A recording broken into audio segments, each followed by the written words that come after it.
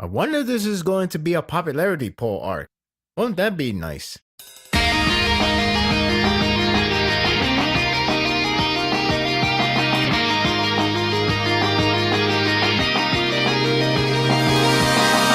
It's the beginning of a new arc, I think. Actually, I don't know what it's going to be about just yet. It's not really the case of a slice of life chapter where it can be seen as a standalone. It's a build up to whatever is next in store. The chapter explored a couple of familiar faces, almost like anime advertisement, and new faces from the Japanese hero billboard charts. Whatever that means. Interesting that we get to see Eri return already. Wow, we waste no time. Really? Eri is transferring to UA since she can't spend her time at the hospital forever. Funny because I was fine with that. It does elaborate that she was abandoned by her parents and the Yakuza leader is still in coma, so they might as well look after her. It is reassuring to know that she will be around, most likely, slowly learn how to use her quirk properly. Even though she is transferring there, it doesn't mean we will see her constantly, since she will be monitored by Aizawa in the empty room in the teacher's lounge. Also, Mirio could tag along as well, so at least they will be around. Will we see her often? Possible, though Kohi may hold up until she can use her quirk normally. Slice of life can be an ideal, but he has to be pretty good at it, because he can be a hit and miss in execution. I thought it was nice of Tamaki to give some hope to Mirio, that one day he will get his quirk back. Only time will tell for when he will be back in action. The chapter shifts the setting to the dorm where one of the students are relaxing. After reading the second time, it's clear that the intention of the discussion about Tokoyami centers on the reputation in which hints the key focus of the chapter. Before diving into that topic, they have special guests. The Wild Wild Pussycats makes their return, only in casual clothes. The pose is still effective. It's a bit odd to imagine that it has been nearly 100 chapters ago that we last saw them. I blame internship for this. It's amusing to see Kota has become a fanboy of Deku. Perhaps a little too dedicated.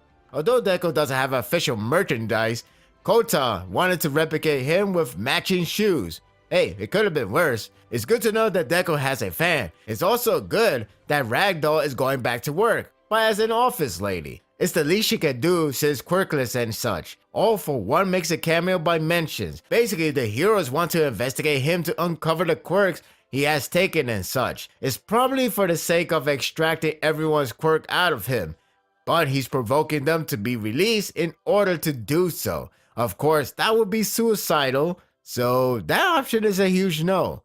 I would guess he will be free when Shigaraki is ready to inherit as the successor. It's not a real issue, but it is odd how the Pussycat and All for One made a return on panel here, during in which the anime has finished the training camp and soon to cover Hideout Radar. It comes off like an anime advertisement, which is probably why there is no real progress to be shown for All for One, unless the idea is him breaking free already.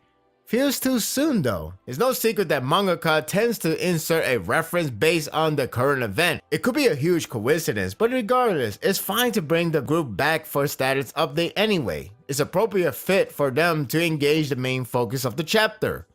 Popularity poll. Before you say, whatever happened to the world building? We are introduced to a ranking system called the Japanese Hero Billboard Charts. Supposedly, it's based on an active hero's contribution, meaning how helpful they are, crimes they resolve, and even public approval, which could factor to popularity. The system tally up the numbers and then rank them for every twice a year. The concept isn't bad, but wonder why is it necessary? It comes off more of a popularity poll for heroes, or an excuse to have another thing to aim for Dekus and others. It's like it has to have all shonen tropes in one. Now, it can be thoughtful and necessary if it is written to establish the flaw behind it, so I can't be so judgmental yet. I know it was briefly mentioned, but it didn't have built behind it, so it's like a poor man hype of Revity from One Piece. This also can be seen as an excuse to showcase the top 10 heroes,